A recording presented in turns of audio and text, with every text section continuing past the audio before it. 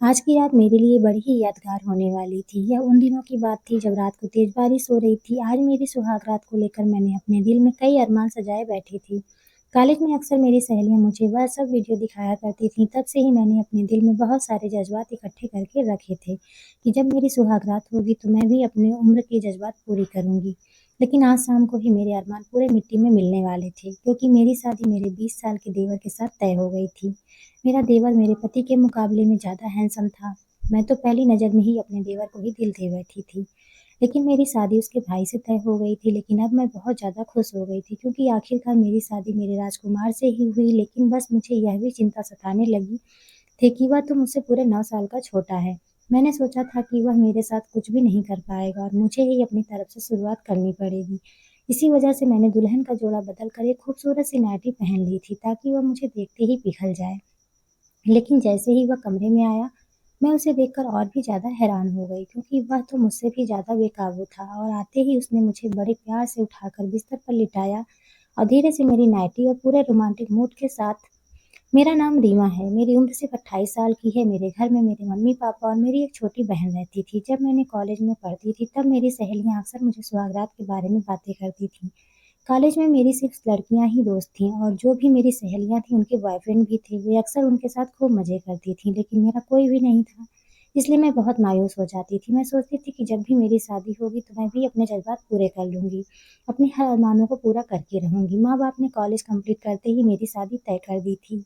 मैं अपनी माँ की बहुत ज़्यादा लाडली थी। मेरे माँ-बाप मुझसे बहुत प्यार करते थे। मैं जो चाहती थी वह हमेशा वही करते थे। इसलिए जब उन्होंने लड़के को मेरे लिए चुना तो मैंने मना नहीं किया था। लड़के का नाम सुरेश था और वह बैंगलोर में काम करता था। वह देखने में तो ठीक-ठाक ही था, लेकिन मुझे उसका छोटा भाई बहुत ज़्यादा पसंद आया था।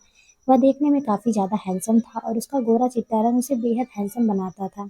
माँ-बाप ने मेरी शादी उसके बड़े भाई सुरेश के साथ तय कर दी थी। सुरेश के पापा नहीं थे। मेरी मम्मी और सुरेश की मम्मी ने मिलकर शादी तय कर दी थी, क्योंकि वह अपनी दोस्ती को अब रिश्तेदारी में बदलना चाहती थी। मेरे घर में शादी का माहौल पूरा बना हुआ था। घर में पूरी रौनक लगी हुई थी। हर जगह लाइटें लगी हुई थीं। मेरे अंदर भी बहुत सारी फीलिंग दबी हुई थी।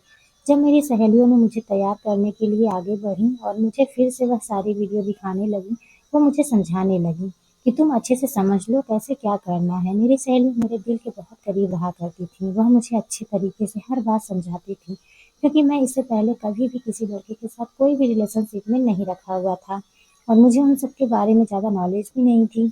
वह सब देखकर मेरे तन बदन में आग लगने लगी थी। जल्दी से मेरी शादी हो जाए और मैं भी अपने अरमानों को पूरा कर सकूं। मैं आज दुल्हन के जोड़े में बहुत ही ज़्यादा खूबसूरत लग रही थी। जब भी मुझे देखता वह मेरी तारीफ करते नहीं थकता था। शादी से बहुत ज़्यादा खुश थी, लेकिन अगर मेरे देवर से शादी होती तो मैं और ज़्यादा खुश हो जाती, क्योंकि वह दिखने में काफ़ी ज़्यादा ताकतवर भी लगता था। सुरेश तो उसके मुकाबले बहुत ही दुबला-पतला सा लड़का था, लेकिन अब मैं कर भी क्या सकती थी। मेरी शादी तय हो चुकी थी, इसलिए मैं शादी से पीछे भी नहीं हट सकती थी। माँ-बाप ने पूरी लगन के साथ शादी का इंतज़ाम किया था। मैं दुल्हन का जोड़ा पहनकर स्टेज पर बैठी हुई थी। मैं अपने पति का इंतज़ार कर रही थी। आखिरी मौके पर मुझे यह खबर सुनने को मिली कि सुरेश शादी से भाग गया है। जब यह खबर मुझे मिली तो मेरे पैरों तले ज़मीन खिसक गई थी। मेरी माँ अपनी सहेली को बहुत ज़्यादा बुरा-भला कह रही थी। वह कहने लगी, अगर तुम्हारे बेटे को शादी नहीं करनी तो फिर उसने हाँ क्यों की थी? उसने मेरी बेटी की ज़िंदगी बर्बाद कर दी। मैं चुपचाप साइड पर खड़ी होकर यह सब तमाशा देख रही थी। शादी में आए हुए मेहमानों को इस बारे में अभी कुछ भी मालूम नहीं था कि दूल्हा अपनी शादी छोड़कर भाग गया है। इसी वजह से मेरी माँ की सहेली ने अपने छोटे बेटे की शादी मुझसे तय कर दी। जब उन्होंने यह बात अपने मुँह से कही तो यह सुनते ही मेरे दिल में लड्डू फूटने लगे। मैं मन ही मन में सोचने लगी, अच्छा हुआ कि सुरेश शादी से भाग गया है। मेरी सास हमें बताने लगी, सुरेश किसी और लड़की को पसंद करता था, लेकिन मेरी सास ने बहुत मना किया। वह उसे अपने घर की बहू नहीं बनाएगी। लेकिन उन्हें यह नहीं मालूम था कि उनका बेटा प्यार में इतना अंधा हो जाएगा कि वह शादी के रात ही भाग जाएगा। मेरे देवर का नाम अतुल था। अतुल की 6 फीट 3 इंच हाइट रखता था, बॉडी एकदम फिट थी। वह हमेशा जिम किया करता था, अपनी सेहत का बहुत ज़्यादा ख्याल रखता था। जब मैंने उसे पहली बार देखा तभी मैं मन ही मन में सोच रही थी कि काश मेरी शादी अतुल से हो जाती। अम्मा ने मेरी शादी सुरेश से तय की थी, लेकिन अब मैं बहुत ज़्यादा खुश थी कि आखिर मेरा प्यार मुझे मिल ही गया था। आज की रात मैं अपने सारे अरमान अपने प्यार से पूरे करूँगी। पंडित जी को बुला लिया गया था। जल्द से जल्द मेरी शादी अतुल से कर दी गई थी। मेरी सहेलियाँ मुझसे कहने लगीं, तूने 20 साल के लड़के से शादी क्यों की? यह तो बहुत बच्चा है, इसे सुहाग रात के बारे में कुछ भी मालूम नहीं होगा। वह सुहाग रात की रात में तेरे साथ क्या करेगा? क्योंकि मेरी शादी पूरे 28 साल की उम्र में अतुल अभी 20 साल का था। वह मुझसे पूरे 9 साल का छोटा था। इससे तो अच्छा किसी और से शादी कर लेती। तेरे अरमान भी पूरे हो जाते, क्योंकि शादी की रात हर दुल्हन का सपना होता है कि उसका पति उस पर खूब प्यार लुटाए। लेकिन यह तो अभी बच्चा है, वह कैसे क्या करेगा? मैंने कहा तुम लोग बिल्कुल भी फिक्र मत करो, अतुल को कोई नॉलेज नहीं है तो मुझे तो है ना। तुम लोगों ने मुझे जितना कुछ सिखाया है, तो आज मैं उसका ज्ञान ज़रूर इस्तेमाल करूँगी। मैं खुद ही सब कुछ कर लूँगी। यह सब सुनते ही मेरी सहेलियाँ खूब ज़ोरों से हँसने लगीं और अब मैं विदा होकर अपने ससुराल आ गई थी। बेहद खुश थी, लेकिन मेरी खुशी को अभी नज़र लगने वाली थी। ससुराल में मेरी सास ने बहुत अच्छे से मेरा स्वागत किया। उन्होंने मुझे कोई भी चीज़ की कमी महसूस नहीं होने दी। सुहाग रात की रात कमरे में जाते वक्त मेरी सास मुझे एक दूध का गिलास दे गई और उन्होंने बड़े प्यार से कहा, अतुल को याद से दूध पिला देना। कहा यह रस्म होती है, शादीशुदा जोड़े को सुहागरात को गर्म दूध दिया जाता है ताकि उनमें ताकत आ जाए। यह सुनते ही मैं थोड़ा शर्माने लगी थी। मैं सास की बातों का मतलब अच्छे से समझ गई थी। फिर वह मुझसे माफ़ी मांगने लगी। उनके बड़े बेटे सुरेश ने जो किया था वो बहुत ही गलत किया था। लेकिन मैंने उन्हें कहा कि माँ जी, आप माफ़ी मत मांगो, जो होता है अच्छे के लिए होता है। देखिए सुरेश बेशक शादी से भाग गया है, लेकिन फिर भी मैं आपके घर की तो बहू बनकर आ ही गई हूँ ना। यह सुनते ही मेरी सास मुस्कुराने लगी और फिर मुझे ढेरों आशीर्वाद देने लगी। मैं दूध का गिलास लेकर अपने कमरे में आ गई। कमरे में आते ही मैं कमरे को अच्छे से देख रही थी। हर जगह अतुल की तस्वीर लगी हुई थी। वह तस्वीर में इतना हैंडसम लग रहा था कि कोई भी उसका दीवाना हो जाता। मैंने दूध को साइड टेबल पर रख दिया और फिर दुल्हन के जोड़े में बेड पर आकर बैठ गई। फिर सोचने लगी कि मैं कैसे अतुल को अपने प्यार का इज़हार करूँगी। मैं दोस्तों के बताए हुए ज्ञान और वीडियो को भी सोच रही थी, क्योंकि शुरुआत तो मुझे ही करनी थी। पता नहीं अतुल को इन सब के बारे में पता भी है या नहीं। ये सब कैसे करते हैं? मेरे दिल में कई अरमान थे। सर्दी का मौसम था और आज की रात तेज़ बारिश हो रही थी, लेकिन उस वक़्त भी मेरा पूरा बदन सुलग रहा था। शादी को लेकर मेरे कई सपने थे जो आज पूरे होने वाले थे। मैं बेसब्री से अपने पति का इंतज़ार कर रही थी। कमरे में ना ही कोई स्टेज सजाया हुआ था। कमरा बिल्कुल नॉर्मल था, जैसा हमेशा हुआ करता था। फिर 1 घंटे के बाद अतुल मेरे कमरे में आए थे। उन्हें देखते ही मेरी धड़कनें तेज हो गई थी, सर से पसीने छूटने लगे थे। वे धीरे से मेरे पास आए और मेरे बगल में आकर बैठ गए और फिर मुझसे कहने लगे, "रीमा, तुम बहुत थक गई होगी, जाकर थोड़ा-सा आराम कर लो।" यह सुनते ही मेरे दिल के अरमान चूर-चूर हुए थे। मैं तब से बेसब्री से इंतज़ार कर रही थी। या मुझे कह रहे हैं कि मैं सो जाऊँ? मुझे अंदर-अंदर बहुत गुस्सा आ रहा था, लेकिन मैंने अतुल से कुछ भी नहीं कहा।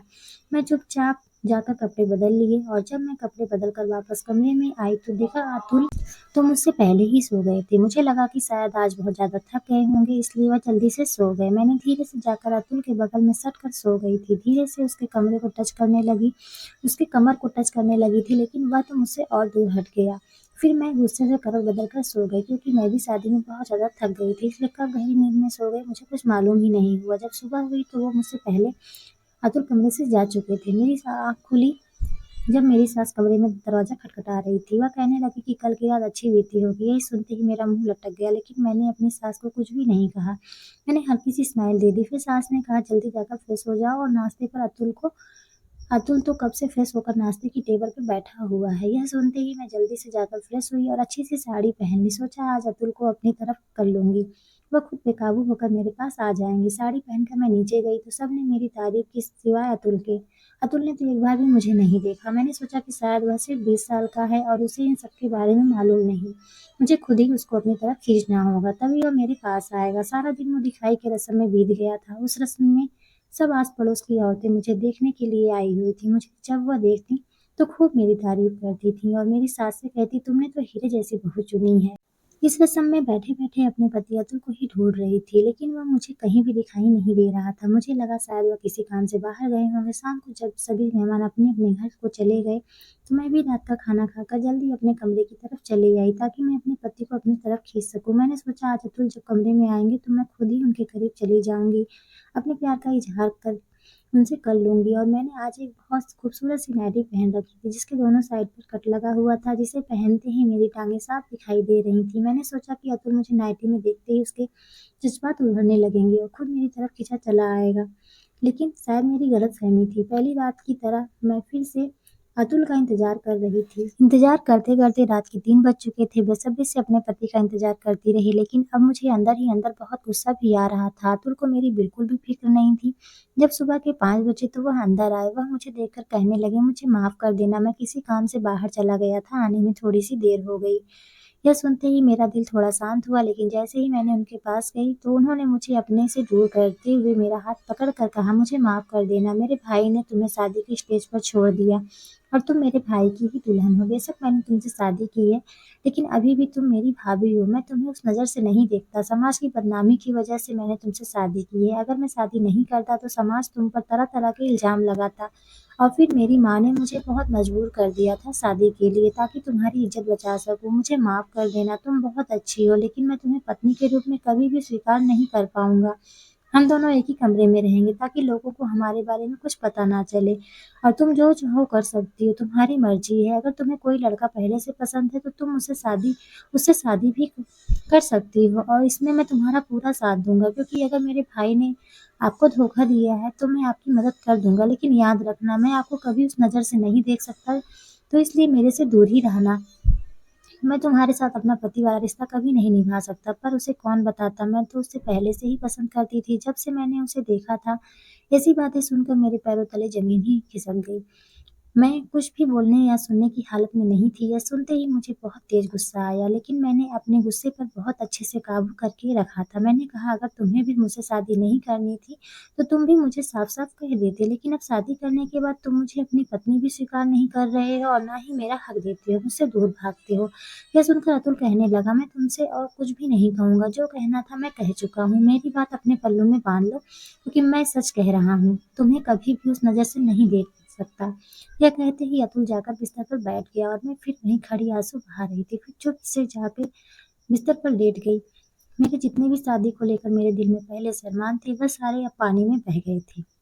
मुझे अब समझ ही नहीं आ रहा था कि मेरी यह ज़िंदगी मुझे किस मोड़ पर ले जाएगी। एक दूल्हा मुझे स्टेज पर छोड़कर भाग गया था, दूसरा शादी करके भी मुझे अपने दिल में पत्नी की जगह नहीं दे पा रहा था। मैं इस घर में किस हैसियत से रहूँगी? यही सोचते-सोचते मैं फिर कब सो गई मुझे मालूम ही नहीं हुआ। सुबह जब मैं फिर उठी तो पहले की तरह अतुल मुझसे पहले ही कमरे से जा चुके थे। कॉलेज के टाइम जब मेरी सहेलियाँ मुझे बताती थी शादी को लेकर, मैं सोचती थी कि शादी के बाद मेरा पति सुबह उठते ही मुझे बड़े प्यार से उठाएगा, मेरे माथे को चूमेगा, लेकिन मेरी शादी के बाद ऐसा कुछ भी ना हुआ था। मेरी शादी बेरंग हो गई थी। यूँ ही मन उदास लेकर मैं फिर से उठी और फ्रेश होकर किचन में नाश्ता बनाने के लिए चली गई। नाश्ता बनाकर जब मैं अतुल को देने के लिए आई तो मैंने देखा वह बस सर झुकाए बैठे हुए थे। मैं चुपचाप उनकी प्लेट में नाश्ता दे दिया और किचन में आ गई। मेरी आँखों से फिर से आँसू बहने लगे। हर लड़की की तरह मेरे कई अरमान थे, लेकिन वह सारे के सारे मिट्टी में मिल चुके थे। मेरी किस्मत में क्या लिखा है मुझे कुछ भी मालूम नहीं था। मेरा पति मुझसे इस तरह का बर्ताव करेगा यह मैंने कभी भी नहीं सोचा था। यूँ तो मैं खूबसूरती में कम नहीं थी, मेरे मुकाबले कोई नहीं था यहाँ। किस्मत देखो कितनी बुरी बनाई थी भगवान ने। माता-पिता ने जो पसंद किया वह मुझे स्टेज पर छोड़कर चला गया और जो मैंने पसंद किया वह बहुत हार चुकी थी। यूँ ही कुछ दिन ऐसे ही बीते। फिर एक दिन मेरी सास मुझसे मिलने के लिए मुझे मेरे कमरे में बेड पर आए और कहने लगी, तो तुम्हारे साथ अच्छा तो है ना? मैंने कहा, मम्मी जी वह तो अच्छे हैं, पर वह कहने लगी, बेटी मैं तुमसे कुछ पूछ रही हूँ, तुम दोनों के बीच पति पत्नी का मधुर संबंध है क्या? तुम मेरी बात को समझ रही हो ना? अगर नहीं समझ रही हो तो मैं खुलकर इस बारे में बात करना चाहती हूँ। क्या तुम अपने पति के साथ शारीरिक संबंध में कोई रुकावट तो नहीं है? मैं सास की बातें सुनकर शर्म से पानी-पानी हो गई थी और सर झुकाकर कहने लगी, मम्मी जी मेरी सास कहने लगी, मैंने तुमसे इसी वजह से पूछा था क्योंकि मैं इस घर में रहती हूँ और मैंने तुम्हें और अतुल को कभी भी एक साथ बात करते हुए नहीं देखा। फिर मेरी सास मुझसे कहने लगी, विश्वास करो अगर मेरे एक बेटे ने तुम्हें धोखा दिया है तो दूसरा बेटा तुम्हें ज़रूर अपना लेगा। अब वह अभी शायद तुम्हें स्वीकार नहीं कर पा रहा है, शायद उसकी उम्र भी कम है और उसे अभी दुनियादारी की पता नहीं। वह सिर्फ अभी पढ़ाई करना चाहता है। वह स्कूल में हमेशा फर्स्ट आता था। उसका बहुत अच्छे कॉलेज में एडमिशन हुआ। चाहता है वह पढ़ाई करे और मैं जब भी उससे कुछ पूछती हूँ तो वह मेरी बात सुनता ही नहीं है। कहता है, माँ मैंने तुम्हारी बात मान ली ना, अब इससे ज़्यादा मुझसे कोई चीज़ की उम्मीद मत रखना। मैं अपनी पढ़ाई में बिज़ी हूँ।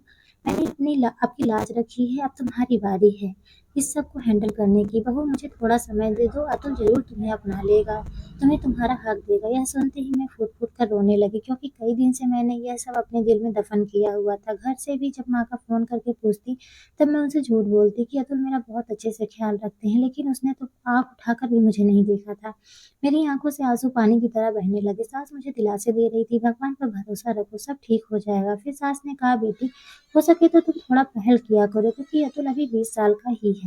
एक औरत ही अपनी खूबसूरती से अपने पति को काबू कर सकती है। यह सुनते ही मेरी फिर से हिम्मत जाग उठी थी। शादी को भी 4 महीने हो चुके थे।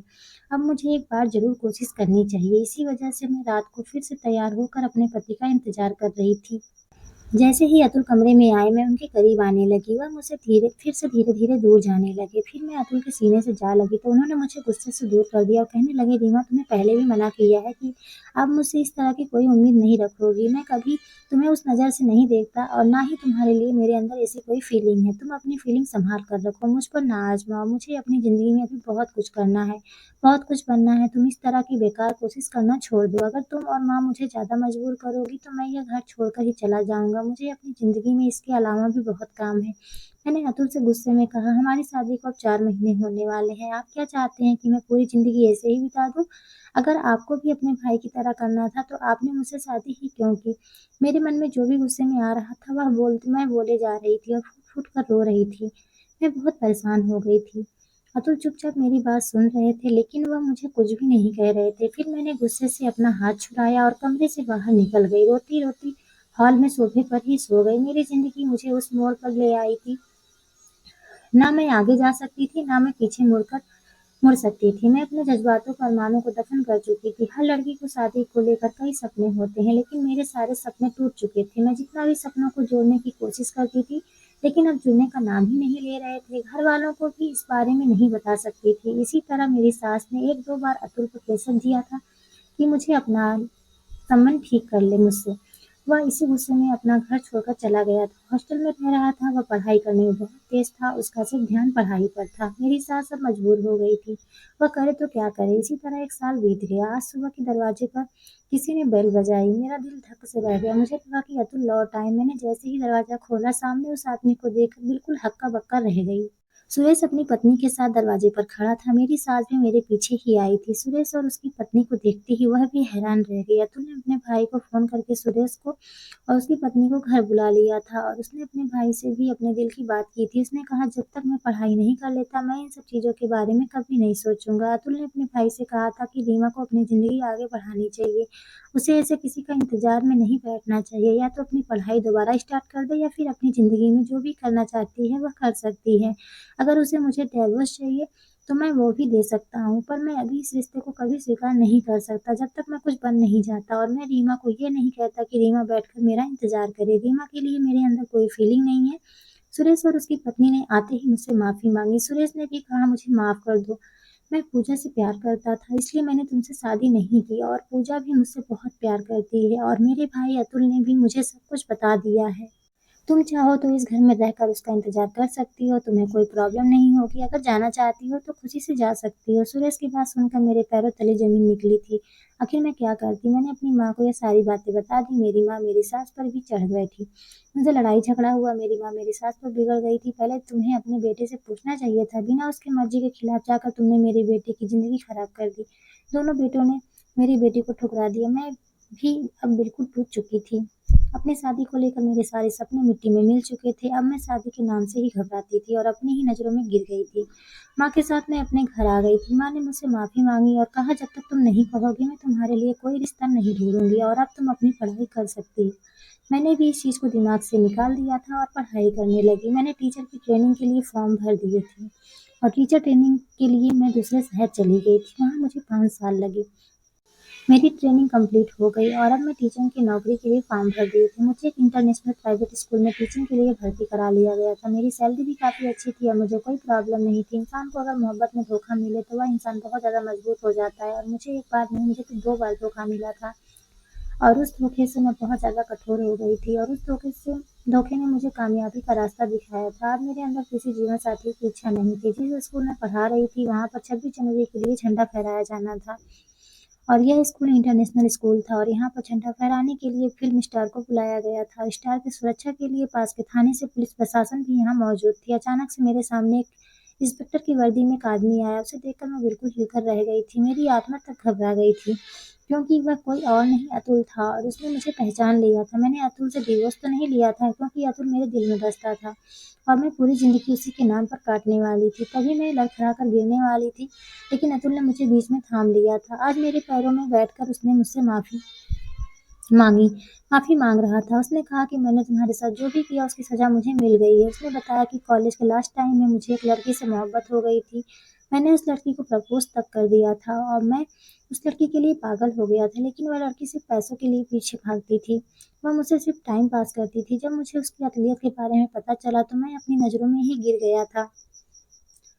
उसके बाद मुझे तुम्हारी याद सताने लगी। मेरे अंदर इतनी हिम्मत नहीं थी कि मैं तुम्हारा सामना कर सकूँ। मैंने किसी से पता करवाया था। मुझे पता चला कि तुमने अभी तक शादी नहीं की है। तुम किसी इंटरनेशनल स्कूल में पढ़ाती हो। मुझे तुम्हारी कामयाबी सुनकर बहुत खुशी हुई थी, लेकिन मुझे इतनी हिम्मत नहीं थी कि मैं तुम्हारा पता लगाता। भगवान ने आज हम दोनों को मिला दिया है और आज 26 जनवरी भी है। मुझे माफ़ कर दो। देखो, तुम्हारा पति एक इंस्पेक्टर बन चुका है और तुम टीचर।